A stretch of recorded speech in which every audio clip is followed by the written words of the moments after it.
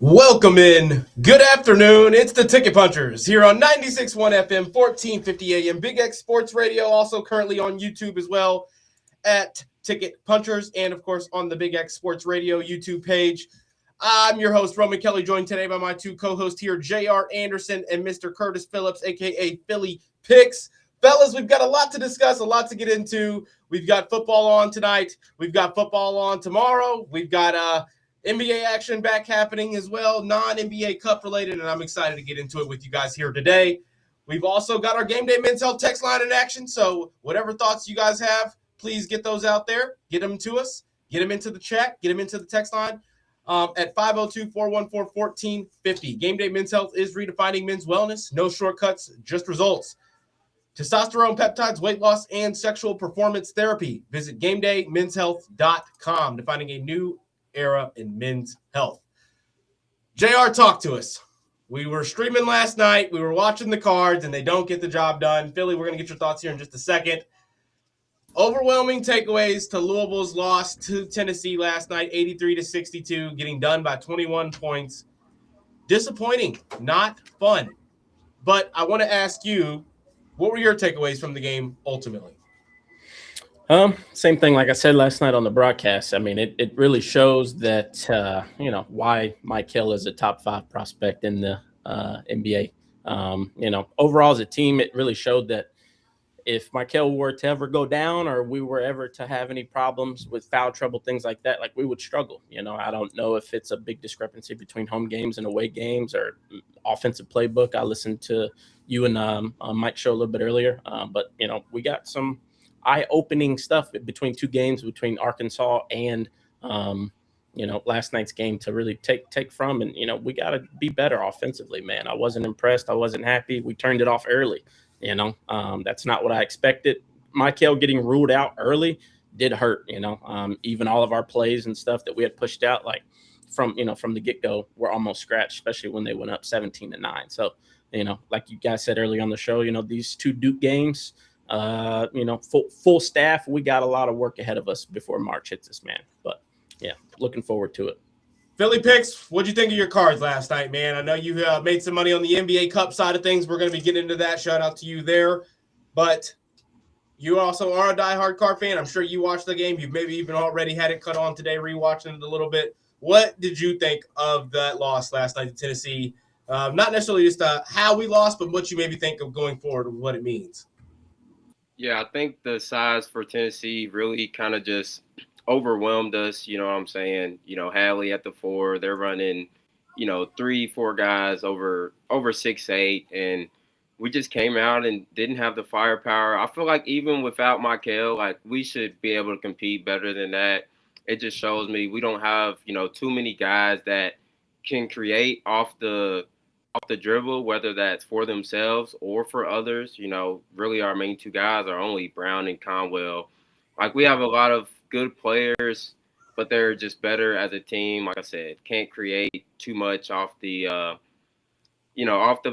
the dribble. So a lot of stuff we need to work on, before conference play, comes up. And so I'm curious to see. I know both of the games that we lost were true road games. So I don't know if it's just the tough environments or we're just not coming to ready play on those games. But a lot to improve. Yes, we do have a lot to improve, a lot to work on. And now those two Duke games we've got in the regular season, that home and home we've got with them, ever more important because the games we've already won that we thought were going to be big wins for us now looking kind of like good wins, not great wins, right? Those still quad one opportunities we've got as well on the schedule in the ACC. But ultimately, fellas, every game becoming more important when you lose against these big teams because you've got to string the big wins together to make sure you're seated where somewhere you want to be seated. So we're going to continue to chat about the Cards this season and give you all updates. We did have them on our Triple Punch yesterday, our official Ticket Punchers Triple Punch parlay. We had the plus 4.5. He gets rolled out after we go off the airwaves, right? Like less than an hour before game time, like 20, 40 minutes. I mean, I heard about it 20 minutes before. I think it came out about 40 minutes before because even the players didn't know, right? Up until about an hour before the game, Pat Kelsey, I don't even think knew until he says, I don't think I'm good to go. And they have to kind of change it up. I don't think Michael Brown makes this a game in which we win. I do think he kind of helps the offense not turn the ball over so much.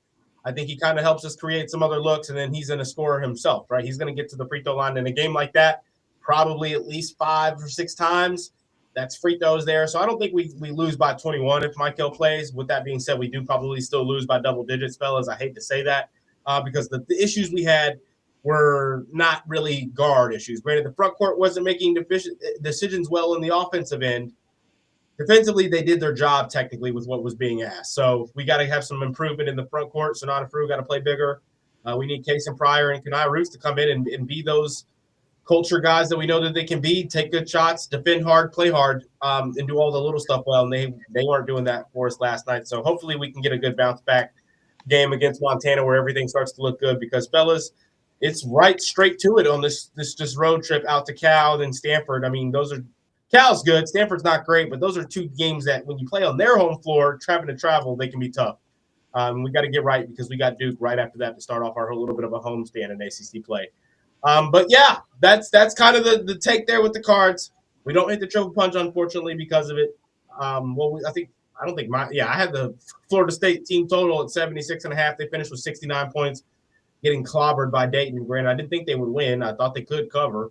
They don't cover, and they don't cover our team total. So unfortunate night for us on the triple punch parlay. But we'll have one for you guys tonight. We're going to discuss it here in a little bit. Fellas, let's get into it. What do you guys want to talk about first? We've got bowl games to get into. Philly, I want to hear your take. I'm sure you maybe saw the score, probably even had it on for a bit. The Jacksonville State game against Troy, as you were you had some points for that game. I think you probably had a couple props as well. Jacksonville State gets the job done. We said we liked the 2.5. We took that. That one hits as well. Get into these bowl games that we've got tonight as well, if you want, Philly. But what's most excited in terms of bowl game betting in your eyes before the college football playoff games start, or if there isn't any fun? Because there's not a lot of fun in watching some of these games, but when there's close lines, making money's fun, right, Philly? Get into the bowl game situation that we've got here last night and headed into tonight, if you want. Yeah, so bowl games, they can be exciting, but you also got to kind of just deep dive into who's playing, who's opting out for transfer portals. Do you have your head coach and, things like that. So, yeah, in terms of last night, yes, we did have Jacksonville State going up against Troy. That was pretty sweaty. And Troy was up for, most of this game, probably about 3 quarters after Jacksonville. I was going to say 2 full quarters they were up. Yeah, after Jacksonville State took the 7-0 lead, Troy scores a defensive touchdown. It's, I believe, 13-10 going into the 4th quarter. Commentators are like, Troy has won 79 straight games when entering, the 4th quarter with a lead, which I thought was actually insane. But Jacksonville State's driving, and I'm like, okay, about to break this streak. So they get the touchdown, right when 4th quarter started, and Troy couldn't really do nothing. But at the end, they did have a Hail Mary attempt where I didn't see that ball come down. I'm like, oh, no, no way they just lost on a Hail Mary. But ultimately, they ended up, coming through with the win. But he almost did catch it, though. Oh, yeah, he did. I almost caught it. He was like this close. My heart dropped. I'm like, oh, no. But, yeah, just in terms of bowls, general, you get a lot of matchups that you tend to not see, really ever. Like, you'll get a lot of head-to-head. Exactly. Matchups. between, two teams that's never really faced each other. So that's the kind of cool thing about it. I personally like when, all these players aren't opting out. When you have your full team, it can be a easier read. But that's tend to be what you look for in these bowl games. So we've got one in action right now. South Florida going against Old Dominion, leading 3-0 here in this first quarter. Looking like that one's going to be a pretty low-scoring game. Yeah. And like you just said, that last point you mentioned, these teams typically in bowl game spots haven't played each other, or at least not a lot more times than not. And when that's the case and it's two top teams in their realm of college football, you get these close lines. Delaware and Louisiana, both teams sitting at 6-6. I'm pretty sure Louisiana had a tougher schedule than Delaware did, but I have to go back and look. 1.5-point favorites in favor of Delaware. Over-under sitting at 60, which I don't know much about that. But if there's a read and a way you can figure out a line or a team you like, the lines are great. They're really great. 1.5 if you think, Louisiana's going to win this game by at least a field goal. Having been somewhat battle-tested this year, seeing a couple all-right teams, that Troy team from last night being one. Delaware, a team that's lost some bad games. They won some good games. But I think that it's interesting when you have those really, really short lines. JR, have you been looking at any bowl game stuff? I remember you were talking about it last week. You said there was a couple college football spots you were maybe going to be looking into. I don't know if you've really got to do your dig, though. Early week college bowl games are kind of interesting. You're getting the Louisianas and the Delawares versus, the Toledos and the Louisvilles and the Western Kentuckys and the UNLVs, teams that are a little bit more common. Yeah, I mean, playing on the weekend. The few that I've been able to look at are just the three: Oklahoma, Alabama, Texas A&M, Miami, and then Ole Miss and Tulane. I think Ole Miss, even without Kiff, I think they're going to stomp Tulane. Sorry to say, I think they'll be motivated. I think the Texas A&M and Miami game will be a good one. I do think Texas A&M will bounce back after the loss. And I got Alabama beating Oklahoma, even though I think that's going to be probably the most exciting game. I got it as well. Yeah, I got, like that one could go either way. It's, depending on, who's letting it rip. But I do think Alabama will. We may need to get on that one early while they're still 1.5-point underdogs. Yeah, for sure. Even alt, take it to, 3. I think it's still good money. I was looking at it earlier, but, those for sure. I think Oregon stomps James Madison, sorry to say. I think, the ones that are extremely favored, I think will be landslides. Us in Toledo, I think will be a good one. Depending on, I haven't really kept up with departures and everything, but apparently Miller Moss is going to be playing in this game. I mean, if we got Moss, I think it's the best thing for him to go out with a bang. Hopefully help him get on some type of roster, if any. If not, he'll be in Canada. We got a couple texts coming in on the Game Day Men's Health text line. It says here, my ticket punches or ticket pokes, maybe. Delaware money line for tonight, bowl game. They want it more. And maybe Memphis to cover, definitely Alabama. So I'm saying Memphis to cover and definitely Alabama. Those are college basketball plays, I'm assuming. This is Teacher Dave from Jeffersonville texting in on the show, avid listener on the Ticket Puncher Show. We appreciate you. He also sends his text in pretty regularly. Shout out to Dave. What was the first one? He says he likes Delaware on the money line tonight for the bowl game. Okay. Which we were looking into that. We'll get more into that here in just a couple minutes. But he also likes Memphis to cover and definitely Alabama. Alabama 13.5-point favorites tonight going up against South Florida. Yeah. I haven't seen the Memphis line, fellas, but let's get into the college basketball now that Dave's brought it up. Yeah, I had Alabama -7.5. I feel like these long spreads, man, have been really hard to cover here lately. We've been seeing it with, Duke and what was it, Lamont or whoever they played. Michigan State 20-point favorite. They get covered up. These large spreads. That's the power of the NIL. You don't really know who's who until they get punched in the mouth and then they respond and they come out fighting. So the spreads are awesome, but they're also tricky, especially when you parlay them. But I do definitely think Alabama wins that game for sure. The spreads are tricky. I had him at 7.5, and that's -310. So I don't know what it is for his line. What about you tonight? Was Memphis. Oh, yeah, Memphis was the second one. Yeah. I haven't seen the Memphis line. It's ahead, plus Curtis. 7.5. I'll look up Memphis. Yeah, Memphis, it was at plus 7.5. It went up to plus 9.5. I didn't see any injury news on either side, so I'm not sure why it went up. But I was actually leaning towards Memphis as well. I'm not sure if I'm a buyer yet of this team. They haven't really faced anybody yet. Granted, that they're 10-0, taking care of the business, but this will only be their second true road game. So going against a physical, Memphis team at home, which they obviously play better at. I did lean to that Memphis side. I haven't got fully there where it's in my bet slip, but that was a hard lean for me as well. So I like that teacher, Dave. Yeah, Dave. This is the 9.5-point favorites here, or underdogs here. This is a Vanderbilt team that's like Western Kentucky hung around with them for a bit. UCF hung around with them for a bit. They did handle business against SMU, which was very, very impressive in the ACC SEC Challenge. But this is a Vanderbilt team that will allow teams to get on the board for sure. I think Memphis is going to respond well to the loss against us. They probably had a couple of things that I'm not going to say unlocked against us, but you got a couple of performances against us, I think, that were encouraging. Abdul Hakim looking good. And I think that they can combat with what Vandy's going to like to do. I think they've got enough size as well. So I'm with you on the plus 9.5. I'll go ahead and rock with you on that that jab there, Dave, the little jab that you're taking. I'll put a little something on Memphis tonight, and then I'll go ahead and I'll take Alabama at a bigger line than JR, but not a little less. He's on the 7.5. They're 13.5-point favorites. I'm going to go 9.5. I think they can cover the 10 points. I think they keep kind of make it. It's one of those games that for a good chunk of it, they're up 8-12, a couple runs, kind of letting the other team establish some momentum. Then they get back to doing what they do there at the end of a game where they just don't. The other team won't have enough to really combat. And for Memphis ATS against the spread this season, they are 80th percentile. So, and that's what a plus 9.5 spread. So. Minus 110 right now on FanDuel for them to cover that. So, I mean, I definitely like that, especially with them being at home. I'm on it. Anything else in college basketball from Mr. Philly Pick that you were on? I know that with a slate like this, you typically are prone to finding those little hidden gems here. So I want to ask before we get into a little bit of NBA chatter here for the day. Yeah, I have a quick team total targeting Florida. Their team total sitting at 99.5.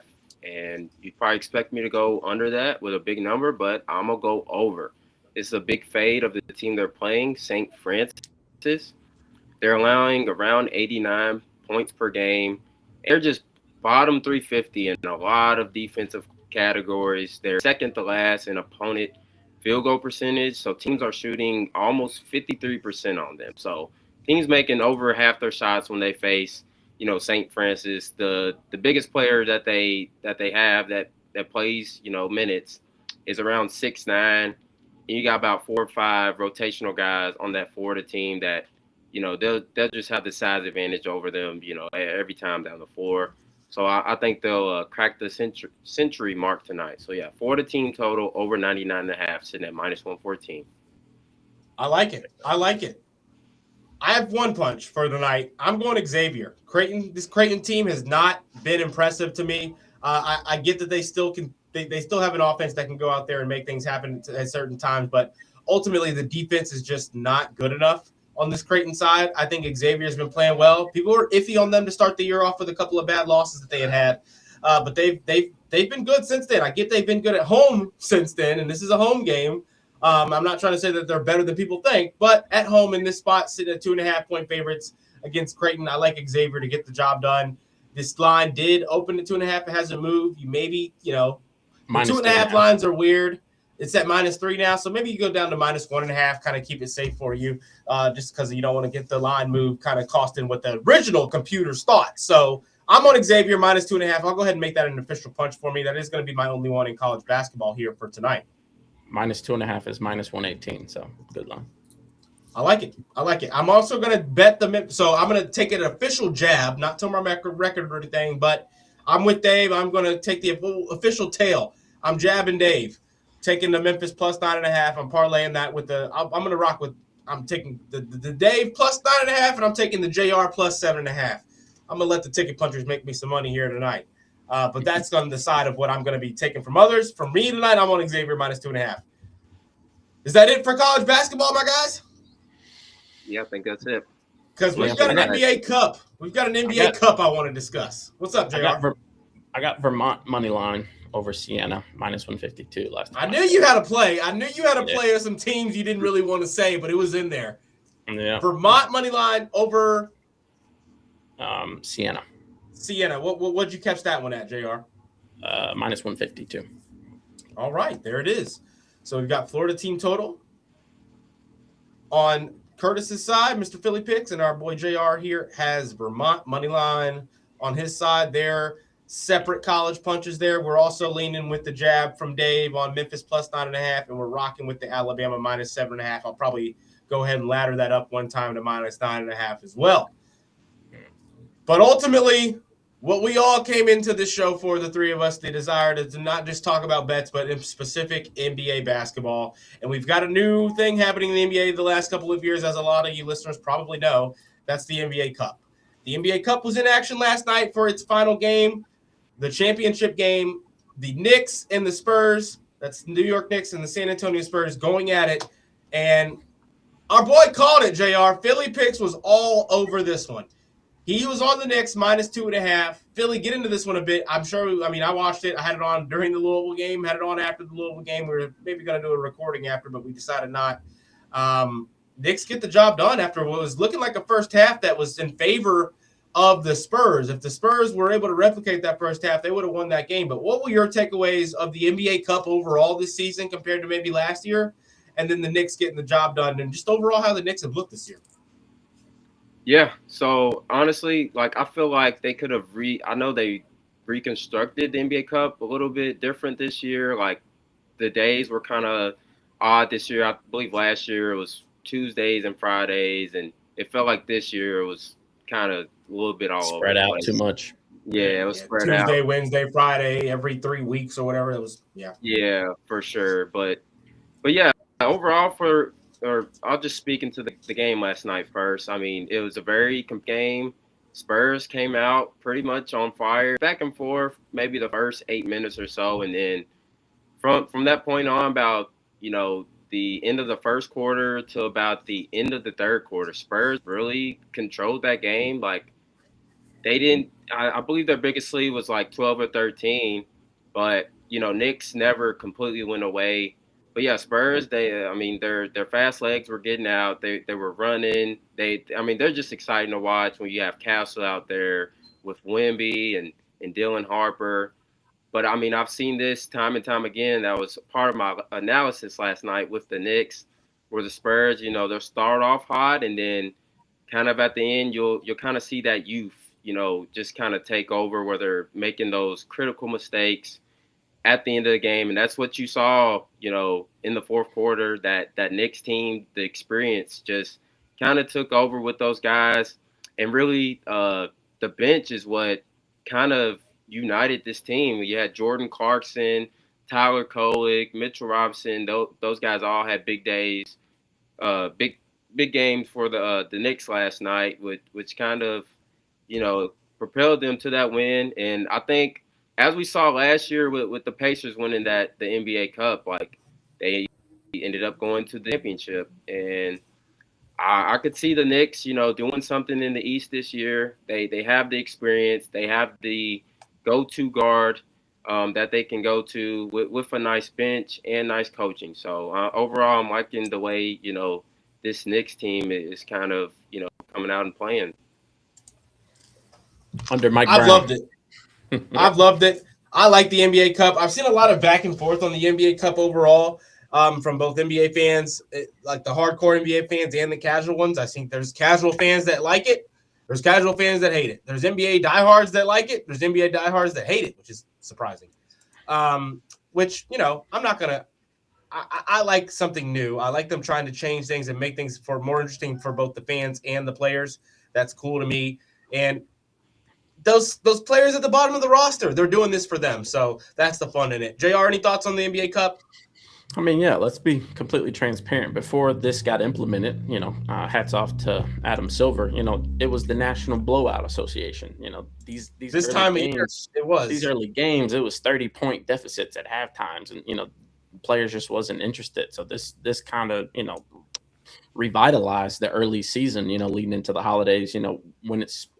when it's already predominantly football season and other things like that. But I mean, in this game in particular, I was very impressed when I was looking at the box score. OG had a good game, even outscored Brunson. He had 28, Brunson had 25. The bench stepped up, but looking at the box score per the quarter, it was a 2-point quarter deficit every quarter, 30-28, 31-31, 33-30, and then fourth quarter hit 19-35. So you're talking about a 16-point, spread there, which is just insane. Wemby did sit majority of that fourth. He didn't come in till late. I do think with Wemby fully healthy and implemented, I think the outcome is different. But 2025 NBA Cup champs are definitely the Knicks, and well deserved. They earned it. I'm happy to see Mike Brown turn the team around. Definitely, they were looking like a team that can actually go and do something this year. I get the East has kind of allowed them to look that way. Yeah. But that doesn't take away anything that they've done. They're dominating when they're at home. They're not a slouch on the road. They're not an easy win by any means on the road.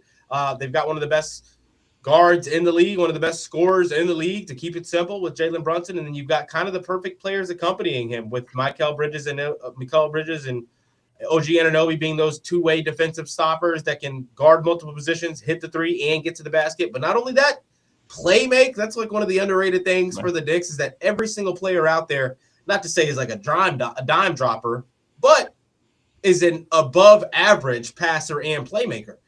Yeah, that's how you have success in the NBA these days.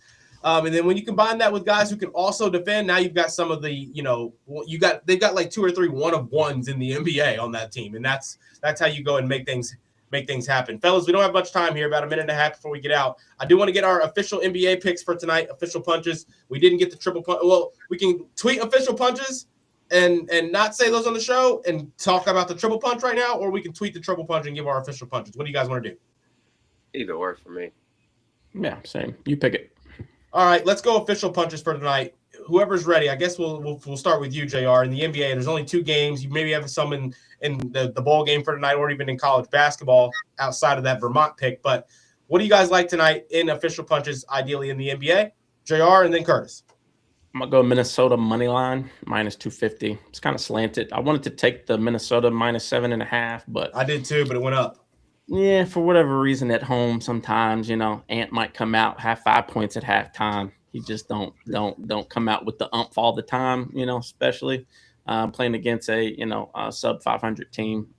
But if you're feeling froggy, take them at 6.5, 7. I do think that they win by 5-ish points, give or take, or probably a blowout if Ant is cooking. But to be safe, for the triple, I'll do Minnesota. -250 money line. Curtis, what about you? Triple punch piece for tonight? Yep, triple punch piece. We'll go Naz Reid, 20+ points and rebounds. For some reason, he just always goes off first Memphis. So I'll go to the other game for tonight, fellas. This was a Big X big bet for me today in the Running with Roman show from 2 to 2:30. I'm on the Josh Giddey rebounds at 8+ for tonight. I think this is one of those electric Bulls Cleveland games that we're going to get. We had 1 or 2 of these last season. This is a Bulls team that at home, I feel like, plays really good basketball. On the road, they can't defend for their lives. But at home, that offense starts to click. If they can hit some threes tonight, they will definitely stay in this game and be in this game. I'd like Giddey to be the culprit of that tonight with 8+ rebounds. I did take Julius Randle, 20+ points in that Timberwolves game as my second Big X big bet. That's at -330, though, so that was kind of a parlay piece to pair up with the Giddey rebounds there. But yeah, those are going to be my punches. I've got the Giddey 8+. That's going to be our triple punch piece as well for that one. So go get that in. You can get that with a boost as well, because there is 2 props from the same game there. But fellas, this is going to wrap us up on the ticket portion, the radio portion of the Ticket Puncher show. Thank you all so much for tuning in. Thank you all so much for listening. We'll be back tomorrow, 5:30 to 6, right here on the Big X. Let's go punch those tickets.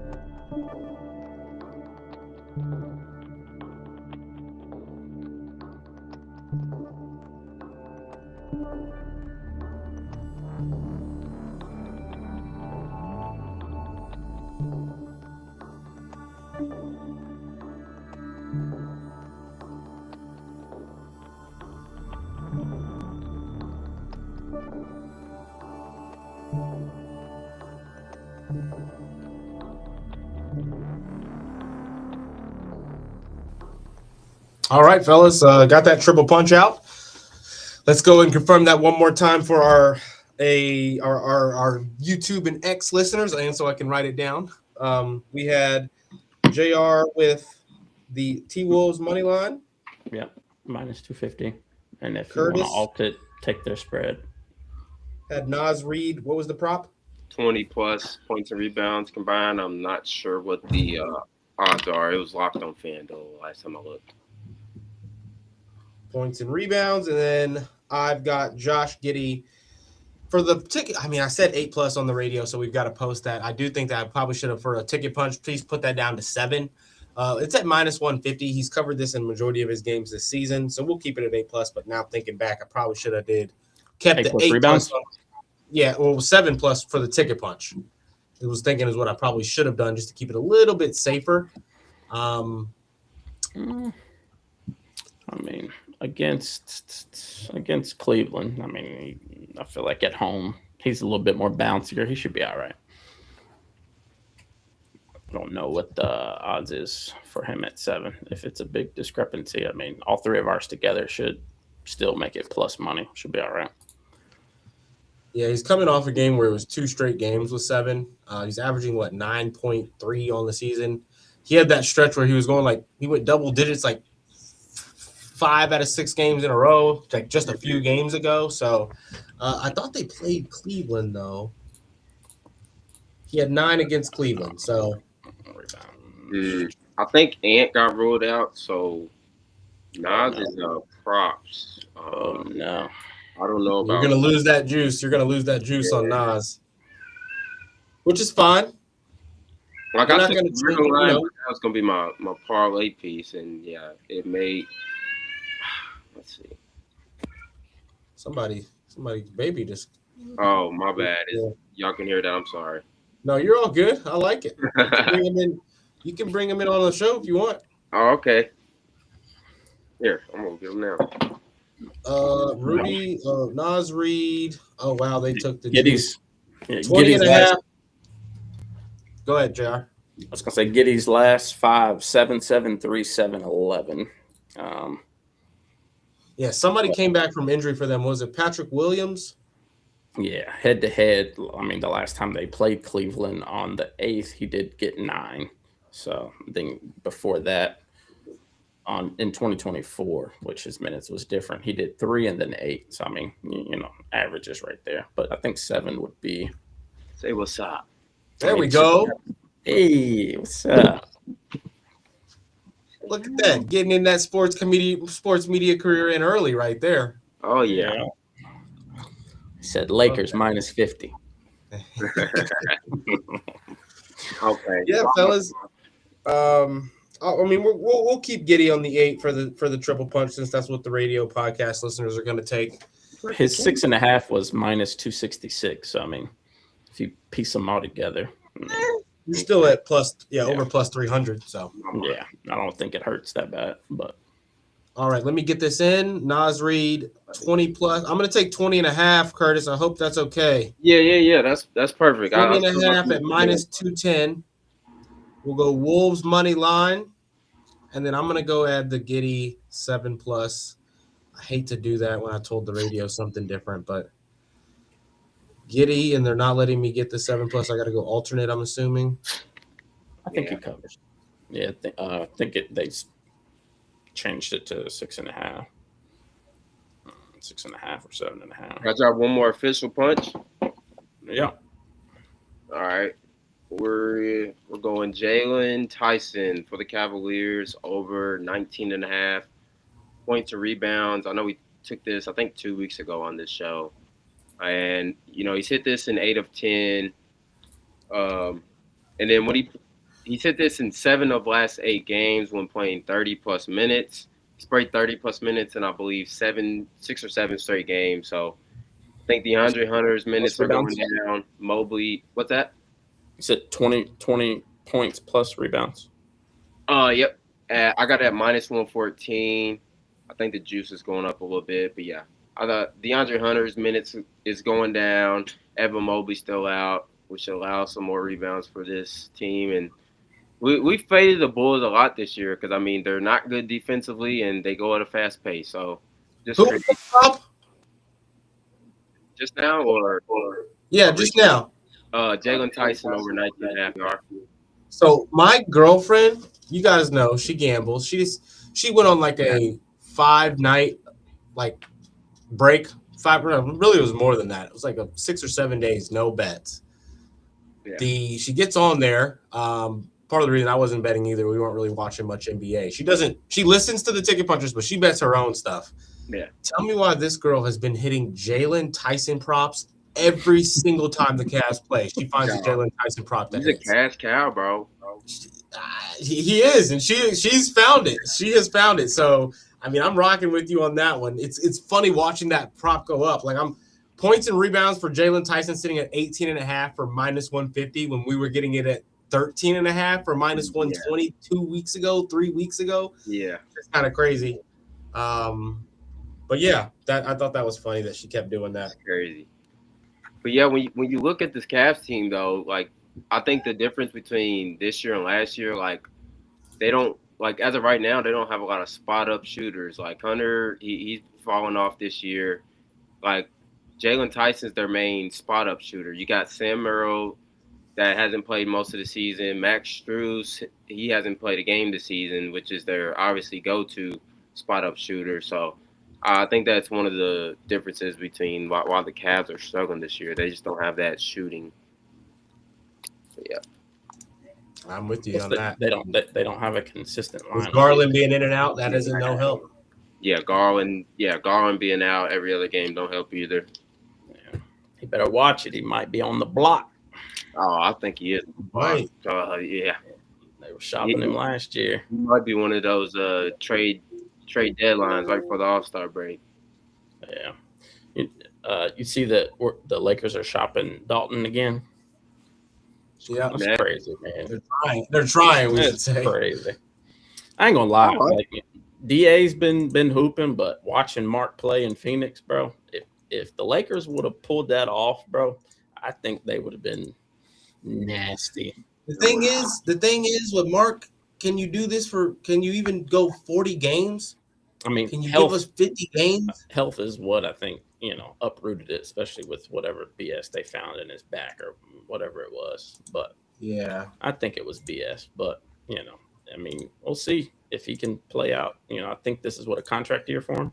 So just watching him play and watching him get 20 points and, 13 boards, 12 boards with ease, it, irritates me. But every time I cut them on, he's getting a rebound. Every time. Yes. And he got that dog in him, like Ayton. I ain't seen him get spicy except when he was calling him a B word when they start, getting into it. Because, Ayton's formerly from Phoenix. They called him soft, traded him away, that whole shenanigans. And then, Mark and the Lakers debacle. And I'm just like, it's too much, celebrity housewife drama over here. Yeah. But it was a good game. Oh, I forgot that. But I took Robert Morris money line as well over Youngstown, minus 140. Kentucky's kryptonite here. Old Robert Morris. But yeah, I got them as a straight. I got Vermont as a straight. I built a couple parlays. I got Xavier Vanderbilt, Alabama minus 7.5 on 1 for plus 152. Which I put on the Discord, and then I built a little NBA parlay. Rudy, 10 points. Jalen Wells, 2 threes. Rudy, 8 boards. Those 3 is plus 180, but I parlayed it with Kobe White, 2 threes. Garland, 6 assists. But if he's been ruled out or not, I know they were teeter-totter. Who's that being ruled out? Garland. I know he was questionable. Yeah. I didn't even know that. Supposedly. But and then Matisse for 10 points. That parlayed plus the booster is 776, which I like. It'll come down to the 3 balls for Jalen and Kobe White. I think Kobe's solid. Jalen should be solid with that much interior defense with Rudy and them boys. And if Ant's out, I think it'll be a lot of threes getting chucked. Oh, and then my second parlay is Robert Morris money line, James Madison money line, and then Marquette money line versus Georgetown. That's plus 305. Well, that's all I got. I didn't put anything out for college football. I just, any teams that are 6-6, I don't really trust them. So yeah, I feel that, brother. Yeah, I was this close to pushing out some lines for tomorrow's game, but I'll save it for I'll save it for tomorrow's show. Do we know? All right, fellas. What'd you say? I'm gonna get out of here. I appreciate all of our listeners. We've got about 24 people right now on X. Got some on the Big X YouTube as well. So I appreciate all of the people tuning in to us. But I am gonna bounce out. Are you guys gonna stay live? Yeah, we'll stay. All right, fellas. Let's go punch those tickets. Punch them, brother. What was you about to say, Curtis? Oh, I was saying, I was about to ask, did we know the Devontae Adams status? But it still says questionable, and he did. I know he didn't practice. Yeah, he didn't practice. He didn't practice, but they also, McVay didn't rule him out. Mm-hmm. Yeah. I don't know. I feel like, they're already going to make the playoffs. I mean, why risk it? I mean, this is for the number 1 overall seed. Right. I mean, I think offensively they have enough. I think, Parkinson, the tight end, will get a bigger role. Kyron will probably get involved in the pass game a lot more. Yeah. Puka's Puka. Ain't nobody stopping Puka. Puka probably just gonna go from 9 or 12 targets to 15 targets. 10 catches, 11 catches. Yeah, I was just looking at his reception line. You're not. Yeah, they said that they changed him from questionable to doubtful. For early on for tomorrow for the listeners. I mean, if you can get it, I've seen Puka over 7.5 receptions. It's sitting around minus 118, and he's already catching 7+ in basically every game. With Devontae, without Devontae, I definitely see around 19 catches at least. For sure. So yeah, if Devontae's rolled out, I expect that to probably go to 8.5. But yeah. Who do you like on the side in that? Say it again. Who do you like on the side, like for the money for the game? Yeah, I like Rams. I think Rams have enough, firepower. I think the Rams can get to Darnold and bother him. But also the Seahawks run game is not what I thought it would be with the double backs. If they can get something going in the running back receiving game, then I think that they'll be formidable. But I think it'll come down to the battle of the Seahawks defense versus the Rams offense. And if I'm gonna take money and put it on it, I'm gonna take who I think the MVP is with Stat. Mm-hmm. So he was my preseason MVP, still my MVP, and unless Puka just has an abysmal game, I don't see them. McVay, dude, like with him dialing up plays, like it's a superpower, bro. I've been screaming it for years. Coaches who Andy Reid, Sean McVay, Shanahan, Sean Payton, like they win. Not saying that the former Raven in McDonald isn't like that. He's like that defensively. That's why I think it'll come down to their defense versus Rams offense. I wish DA could play. That would make it more of a juicy line, but is it at Seattle? Yeah, this one's at Seattle. Yeah, so you got the 12th man in the building. I don't know the weather. The weather would be interesting. Let's I was looking at that. It says around 50 degrees around kickoff. Because I was no rain. I lean toward. Let's see.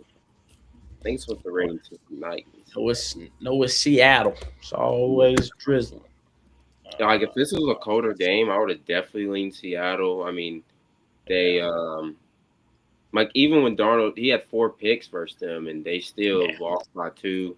But like that's the thing about Darnold. He's hard to read. Like if he comes out shoving, they're always gonna have a chance. But you know, in the huge games last year, he didn't really come to play in the playoffs and the last game of the regular season, which kind of scares me with Seattle. I mean, they have a great defense. It's just how's Darnold going to play today? But I think the Darnold that showed up in Detroit for all the marbles in the playoffs, like that's the Darnold that, you know, everybody praise on his downfall. But you know, it's no secret that in the big moments, bro, he shines away. He turns into a completely different person. But you give him a clean pocket and 30 minutes to throw the ball, he's gonna tear you apart. But the Rams aren't gonna let him sit on the X. You know, they're gonna blitz and you know. Oh yeah, they gonna send everybody. Yeah, stunt that D line, get some pressure. You know, they're you know, running back blocking and pass protection isn't amazing. You know, but also, you know, their receiving game, you know, out of the backfield isn't amazing every game. But when they got it rolling, they got it rolling. But I expect McVay to game plan for that. So we'll see. I think it'll come down to them putting a bracket on top of JSM and, you know, just taking him completely out of the game, which is hard. You know, like he's still going to get his catches 6+. But if they can limit him to sub 80, which I don't know if he's been sub 80, but one game season. But I mean, if any team could do it, it would be them. Yeah. I mean, he's getting the double team off the rip. You know, you got to until proven otherwise. But you know, we'll see how the Rams, you know, hold up against. I feel like they're going to try to do the ground pound game. You know, running the dual backs, running, you know, a little short, you know, type of San Francisco screen plays. You know, the Christian McCaffrey package is what I call it. You know, when you can't run the ball, you substitute it to the little quick hits, the little underneath stuff to then try to get a play action over the top or, you know, something longer down the field. But I haven't looked at their injury report either.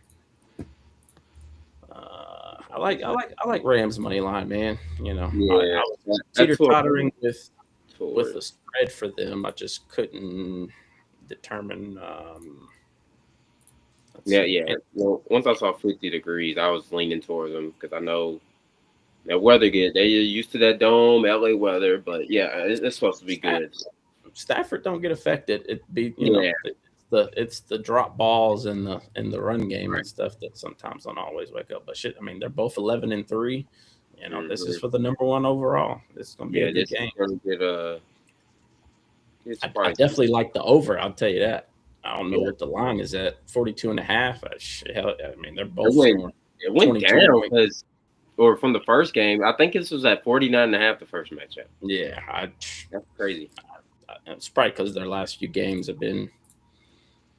But also, I could see it being a defensive snooze fest too, where it's just it's hard, you know. Like game ends up being like a 23-17 type game or something. Yeah. But, you know, looking at every primetime game that's been in the big slot, you know, Detroit game, even though it was, what was this? This was at LA, 41-34. You know, the Rams defense is still giving up points. Even to the Cardinals, they gave up 17, even though that game was over before halftime, damn near. Carolina, 28-31. Tampa, 34-7. They played Seattle before, 21-19. I think that's what they're basing this line off of. They think it's going to be a below 20, you know, below 24 point type of game per team. I don't know. I kind of like them both to score 22+. I feel like this one's going to go over. I don't know why. I can't give you any statistical reasoning, but I definitely like the over. I just feel like they have an identity, and you know, 3 touchdowns is 21 apiece, but that still only puts you at 42. I mean, if they 21-21, I mean, you getting that OT, somebody kick that field goal. We're going on 44. I'm gonna call like a 24-20 game. 24-20 Rams. Be a slugfest, but we'll see. Even though that doesn't It does cover 24-20, puts us at 44, which would cover the over. So, yeah, I like it. Yeah, I'm gonna do my deep. I'll do a What deep did dig tonight. what did JSM do against that secondary? Did he carve them up? I can't remember that game for some reason. Yeah, he did. 9 for 105. Yeah. Well targets.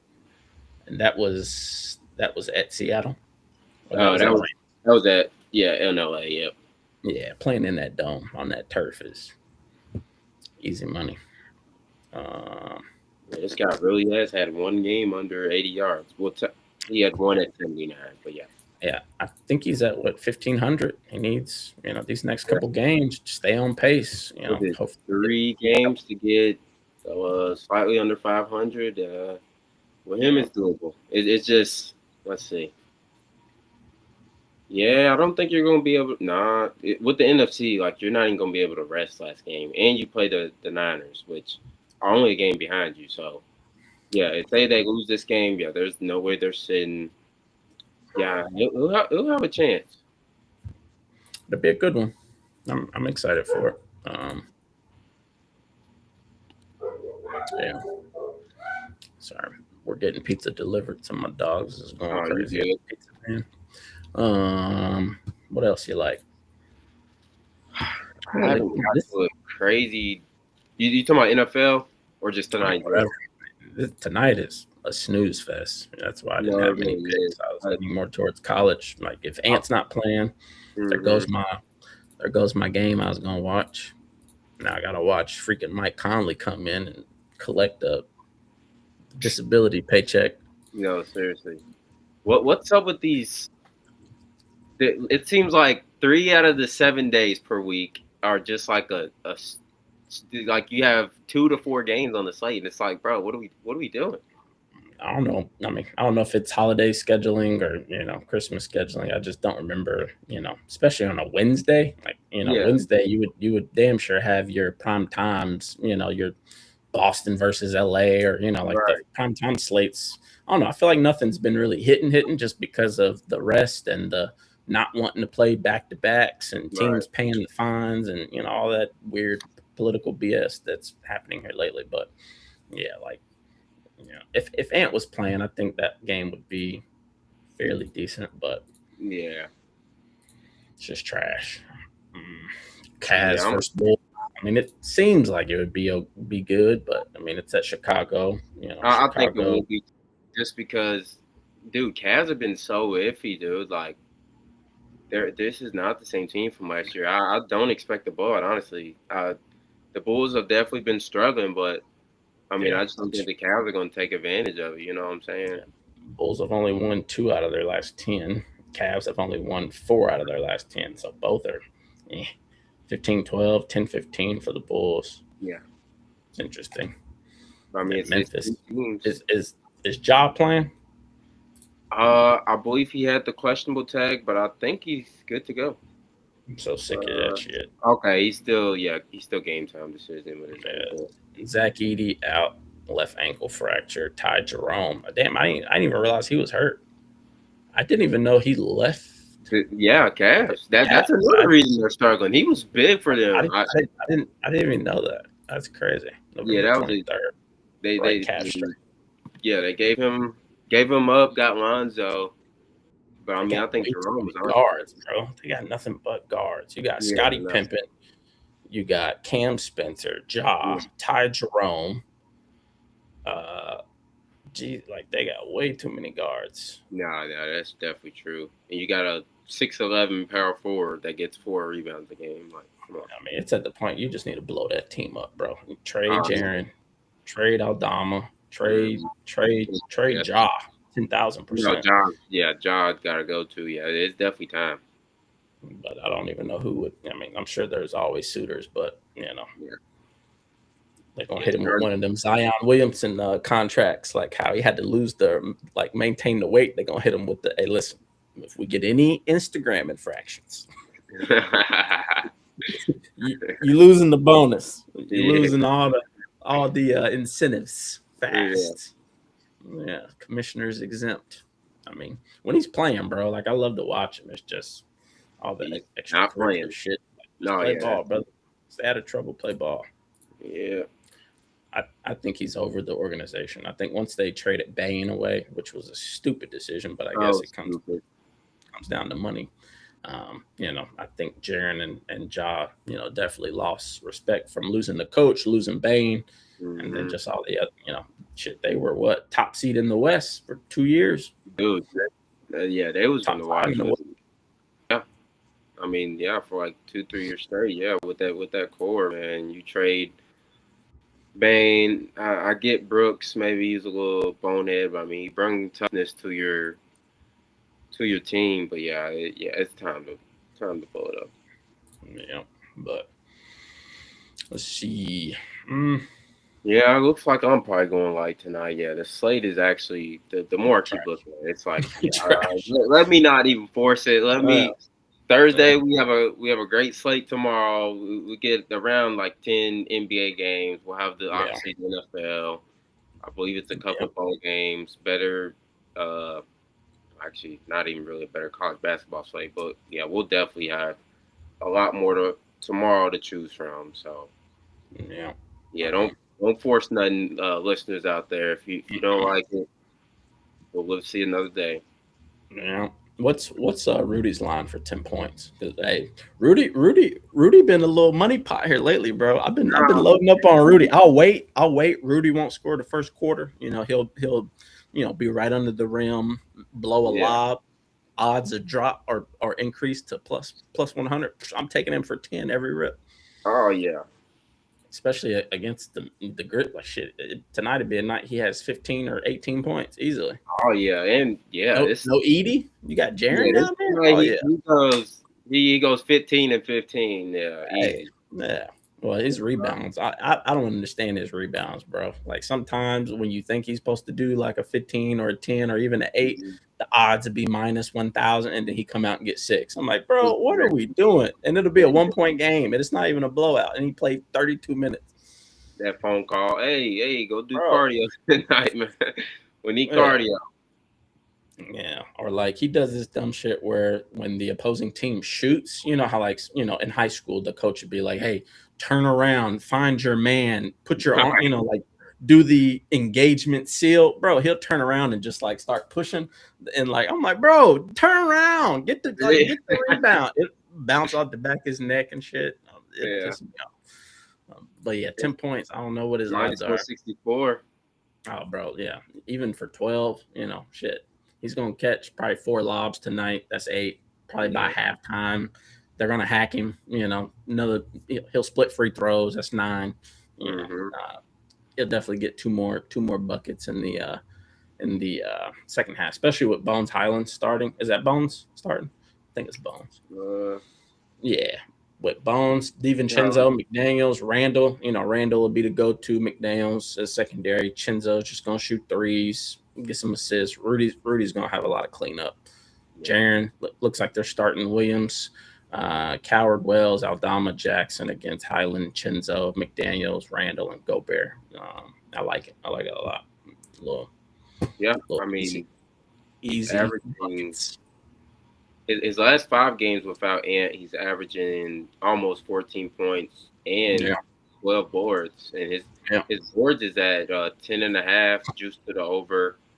Last 4 without Ant, 12, 14, 12, 15. Yeah, without Ant, and it definitely won't be a blowout. Even with it being at Minnesota, since Ant's not playing, unless Julius goes for 35 or some shit. Right. I see it being a pretty good game, especially with Memphis having their core unit. I like it. I mean, his points. What's his points and rebounds? Points and assists, points and rebounds. Gotta be 21.5, I'd assume. 22.5. Yeah, him right at 20 is minus 200. As a parlay piece, it wouldn't be bad, but even last game against Sacramento, he had a horrendous game, 7 points and 12. So he never has 2 bad games in a row here lately. Like if you look at it, it's like every other game. 11 points, 5, 12 points, 8, 26 points, 15, then 4 points, 15, 24.7. So this is a game where he's definitely getting 10 plus, 10, 12 for sure. So let's see. I wonder if his points and assists would be any better. Shit, that's not bad. Points and assists. He had 3 assists last game, then 2 games without any, 3 games, but he's capable.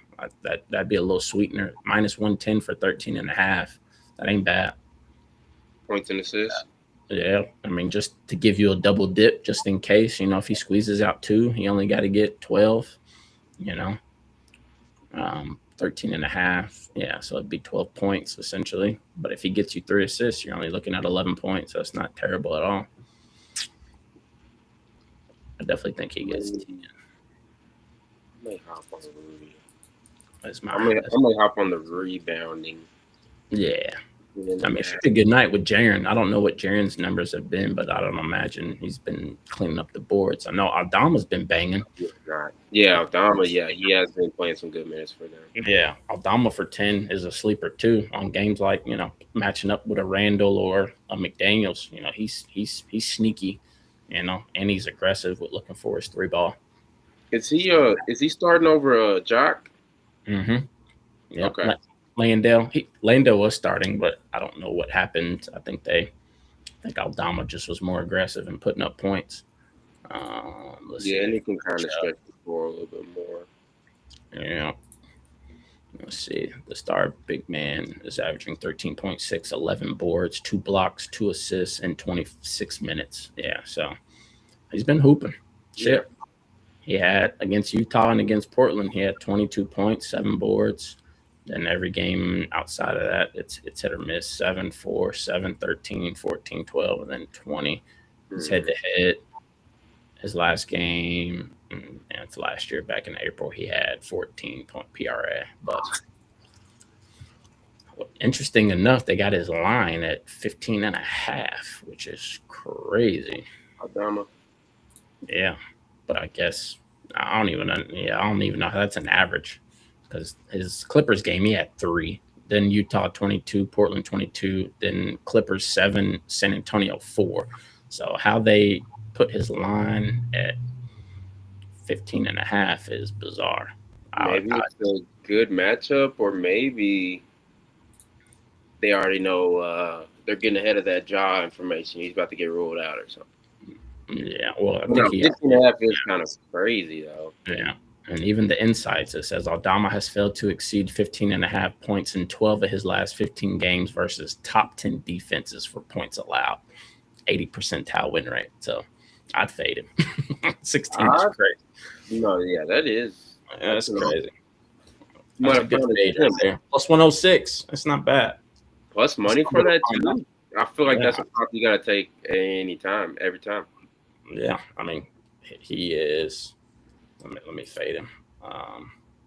No, over 15.5 is plus 106. Under 15.5 is minus 109. So I mean, shit. Okay, I guess Jaws out. I guess that's gotta be what it. Yeah, because I only see Jaws props up. Yeah, but I mean, you matching up against Daniels and Randall. Ain't gonna be no cakewalk unless you hitting the 3 ball. How many 3s is he getting? So he's making 1.3, but he is averaging 28 minutes and he's averaging 3.8 attempts. Yeah, no, he not clipping. Well, let's see. Last game he had 1-0-3 against Minnesota last year. Yeah, nah, you're not getting no 16 points, big boy. Let's see. His numbers probably go way up without Miranda. That would be the only thing I could guess. But, yeah. I mean, shots. And your matchup is not favorable. Right. Yeah. I mean, he's only got that one time. Yeah. Last 5 games without Ja. Points. Let's go. Last 20. Let's alt this to. I like that under. That's money. Yep. Even if you're parlaying it, I mean, to take him up to 16.5 and take the minus 188 and, squeeze out just in case is not bad. But, I mean, minus 109 for that, I mean, points, last 20, last 10. Yeah, last 10, he's only hit it 3 times. And that was against Utah, Portland, against any formidable opponent. Yeah, he's been clipped. I mean, he bought out against Dallas on November 22nd, but I don't think AD was playing probably. Or, I mean, that was AD Gafford if they were playing. But 3, 7, 4, 7, 13, 14, 12 against Denver, New Orleans, Clippers, San Antonio, Sacramento, Clippers again, and then Clippers again. Yeah, I don't see Randall and McDaniels allowing him to get boogie like that. Yeah, I'm with that. I like that. You got anything else? I'm looking. I stumbled on that one. We only got 2 games. It's easy to dissect instead of having to look through freaking 10. Yeah, I'm scared of that Cleveland game. I feel like it's either going to be a blowout or it's going to be everybody averaging, 12 points across the board, 8, 9 deep. It's just probably. I think it'll be a lot of scoring, honestly. Yeah. But even in this Minnesota game, everybody's taking the under. 72% of the money's taking the under, which is alarming. I'm guessing they think it's going to be a blowout. Minnesota get business over with by the third quarter, but I doubt it. They always play. They might, honestly, now. With Giles one thing, but Cam Spencer, that guy's been chilling, and he's out tonight, too. Yeah. It's like they don't really have – Grizz have a lot of guards out. Like, they don't have a lot of people that's going to, facilitate. They just got really just a lot of role players out there. We'll see how that works. Yeah. I do like the Tyson line from Roman and the wifey. Also like I was with a 19.5. Yeah. Yeah. His PRA is 21.5. Yeah, he's been cashing that too, both. Yeah. 100% last 5 and 80% last 10, but shit. Nah, dude, just watch him tonight. He comes out with energy. I think he'll be off the bench tonight. He'll start some games when Garland's out and whatnot. But when he comes off that bench, he brings a spark. He can shoot. He can kind of do everything. I like his game. Yeah, I like him. Jock is playing, but he's coming off the bench. Yeah. Let's see. I'm just trying to find something for this other game. You good on time? Yeah, I'm good. I'm probably about to head out in the next 5 or so. Yeah, same. Let's see. For everybody still watching, give us a follow. We got the Discord posted on the X account. Click the link. For some reason, the QR code is not working. It's free. We don't charge anything, but Phillies Picks is in there. I'm Junkyard Supreme on there. It's my original Discord for Junkyard Dog, so it won't show up as Ticket Punchers, but that's where we all operate out of. We give out everything free daily. And we got a little bit over 115 subscribers and growing. So make sure y'all give us a follow on the X, on YouTube, and on the Discord, which is linked on the X account. For those of you watching, I think I can pull up our QR code here. So that should open for you and take you there. Sometimes you got to refresh the page for whatever reason. It's a little weird sometimes going through Restream, but if you go to our X account, it's on there for majority of you watching are on X. I know we had a pretty big jump in subscribers yesterday, but we're just getting started, getting this thing rolling. But everything we do is for free and just to help people build some bankroll. Rebounds, assists, rebounds. I hate doing threes, but sometimes it's a layup if you find the right. But I don't trust any of the shooters on these teams tonight outside of probably Nas. I know Nas going to be good for about 3 of them things. Four maybe. Dude, Nas are good. He goes crazy versus Memphis. I don't know what it is. Well, Nas been hooping. I like Nas, man. I wish he could get a starting role. Like if we could get him on the Lakers, I would. Man, that'd be a nice fit. I'd swap his ass out with Rui so damn quick his head would spin.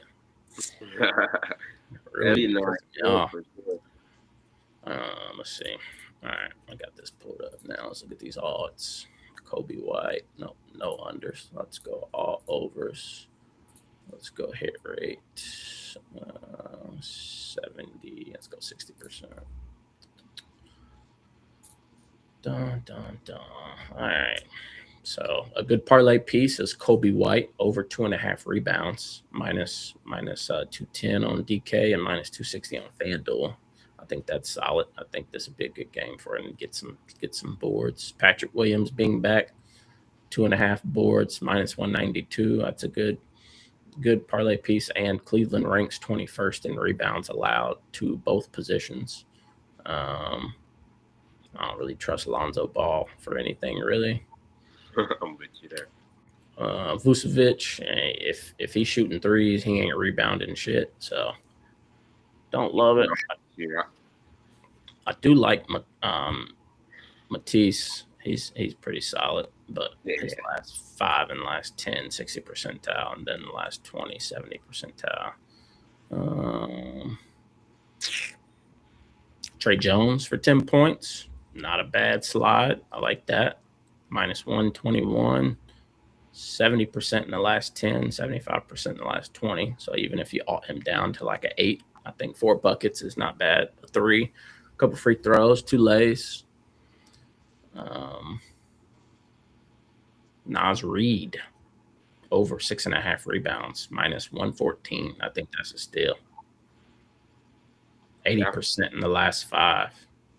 And Memphis ranks 16th. But you got Jaren Jackson, Aldama, Wells, Coward, and forget the other one that's starting, but 16th in rebounding. They're middle of the pack. So, I mean, I still like that for Nas, especially with no Ant. I think Nas's minutes would be damn near close to probably 29, 30 minutes. Mm-hmm. Definitely. Julius Randle, 7.5 rebounds. I don't love that. I feel like he's going to put most of his energy on the offensive side. Mm-hmm. Naz Reid, 9.5 rebounds plus assists. He's 80% in the last 5. That's minus 106. That's a good line. I'm almost done here. Trey Jones, 16.5 points, rebounds, and assists. Hell no, 60%. That's trash. You think Jalen Wells scored 14 points? He's 100% in the last 5, 80% in the last 10 since his uptick. But Minnesota's 9th in defense, but no Ant Edwards. All right. Let's see. Who would he's be he's plus 104, 13.5. I mean, I would alt him to 10. Let's see. I think this is shit. Minus 310 for 10.5. I mean, 11.5, minus 166, or 12.5. Hell yeah, 12.5, sweet spot. Or if you can get it even 12 for the minus 166, I think 12 is solid. 2 threes. The rest to be at the rim. But shit, I mean, he's only had one game where he scored 9. He's 90 percentile for 11.5 at minus 166. I think that's probably perfect. I mean, both previous games he scored 13 against Minnesota in January. And back-to-back games damn near on the 11th and the 20th. So 90% in the last 10, 100% in the last 5, and 100% head-to-head at 11.5. I think 14 to 15 is going to be pushing it, but he can get it. I would say ladder it. But I like that. That's a good one. Jaren Jackson, I think he's going to have to board him. They got him at 7.5 rebounds and assists plus 104. I think that could be a sneaky line, except Minnesota's 9th in the category for the position, which could get him in trouble. But both games, he's coming off 4 boards, 4 assists, 5 boards, 3 assists. Then he missed by 1. He had 7 against Portland, 3 against Clippers, which Zubac beat, hogging everything. Then 8-11. So, I mean, he's 60 in the last 10, last 5. What's his head-to-head? Shit. His last game, he only had 2, which is crazy. He had to get hurt or something. That's nuts. How many minutes? Nah, I'm telling you, bro. Like, it's blasphemy, dog. That's crazy. Like, will you bet say you bet his anything to do with rebounding, and you're watching him play, like he does not even attempt to. Almost every time, he just don't even attempt to go for any boards. Dog. It's kind of crazy with his size. Man, yeah. The score in that game from April 10th was 141 to 125. I mean, the ball must have been flying. You know, the shooting percentage must have been crazy. But for you to get one board, one assist is bizarre to me. What is he? 6'10", 6'11"? Yeah, and it's like, like when I go hoop to, you know, get some runs in, like I'm one of the shortest guys on the court, and I'm attacking the boards like yeah. Rebounding is an effort, like it's literally an effort stat, honestly. Yeah. I feel like it's one of them games where he probably chucked up a shit ton of threes. Yeah. Shit didn't go, and he's just like, get back on defense. But right. one board and one assist for 30 plus minutes of play is not good. But I'm sure they got their asses whooped. It was a blowout. But yeah, I mean, that's all I got. I don't trust Rudy's rebound line. They got him at 11.5 plus 112. As a parlay piece, I'd take him at 7.5, maybe 8. Look, it's the same thing, 7.5 or 8.5. 8.5 is minus 350. 9.5 is 240. So they definitely think he's going to bang out. He's coming off a 12-14. In the last 5, he's 3 of 5, 60%. Last 10, 60% head to head. Nope. Yeah, so I don't trust it. He's 8-4-4 against Memphis. Hell no. I backed off. Yeah, I don't like that at all. Simple reason. If Edie was in, I would have took this. But yeah, I mean, you have Jaren Jackson and Aldama. That's your 4 and 5. That they're going to bring him off that block, I believe, with their shooting ability. So. Yeah, after I rethought, I'm not touching his rebounds. I mean, as a parlay piece, I'd water it all the way to 7. He gets 7 just by rolling over. But head to head, he did have a game where he had 4. But I mean, he's 17 of 20 in the last 20 at the 6.5 minus 600 as a parlay piece, just to sprinkle. But then again, it is a big risk. Last 10, 80%. Last 5, 80%. He's only missed one game against Clippers with 4, but. That'll do it.